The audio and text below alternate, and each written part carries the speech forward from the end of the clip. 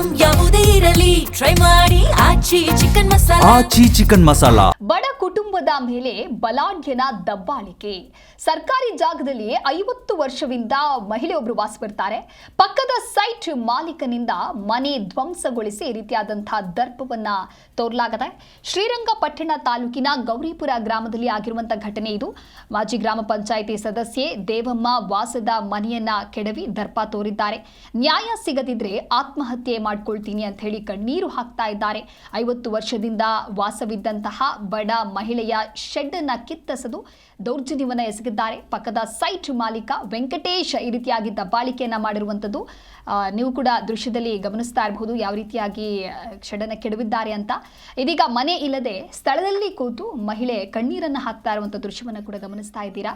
ಬಡ ಕುಟುಂಬದ ಗುಡಿಸಲು ಕೆಡವಿ ಬಲಾಢ್ಯನ ದಬ್ಬಾಳಿಕೆ ಈ ರೀತಿಯಾಗಿದೆ.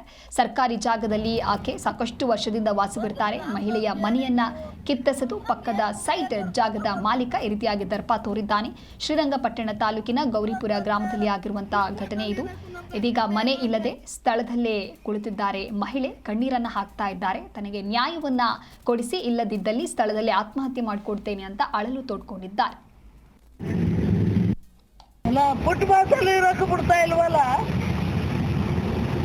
ನಮ್ಗೆ ಯಾರು ಅನ್ನೋರಿಲ್ಲ. ನಮ್ ಗಂಡ ಮಕ್ಕಳು ನಾವ್ 4 ಜನ ಅಷ್ಟೇ. ನೀವೇ ನ್ಯಾಯ ಕೊಡ್ಬೇಕು. ಹೇಳಿ, ಇವ್ರು ಇಲ್ಲೇ ಅವರ ಏನು? ಇಲ್ಲೇ ಸೆಡ್ ಹಾಕೊಂಡು ಇಲ್ಲೇ ಇದ್ರು. ಅಲ್ಲಿ ಮನೆ ತಗೊಂಡ್ರಲ್ಲ, ಏನೋ ಸೊಸೆ ಮಗನ ಗಲಾಟೆ ಅಂದ್ಬಿಟ್ಟು ಇದ್ ಮಾಡಿದ್ರು, ಗಲಾಟೆ ಮಾಡ್ತಾರೆ. 50 ವರ್ಷದಿಂದ ಇಲ್ಲೇ ವಾಸ ಮಾಡ್ಕೊಂಡವ್ರ ಸೆಡ್ಡಲ್ ಅವ್ರ ಅವ್ರ ಮಾವ.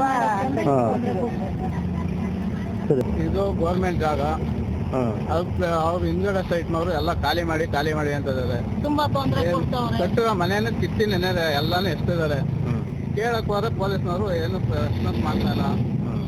ಇದಕ್ಕೆ ಗ್ರಾಮಸ್ಥರು ಕೇಳೋರು ಅವ್ರು ಪೊಲೀಸ್ ಸ್ಟೇಷನ್ ಅಂತಾರೆ. ಪೊಲೀಸ್ ಸ್ಟೇಷನ್ ಹೋದ್ರೆ ಇಲ್ಲಿ ಗ್ರಾಮಸ್ಥರು ಇದಕ್ ಬನ್ನಿ ಅಂತಾರೆ. ಯಾರು ಸಪೋರ್ಟ್ ಮಾಡ್ತಾರ.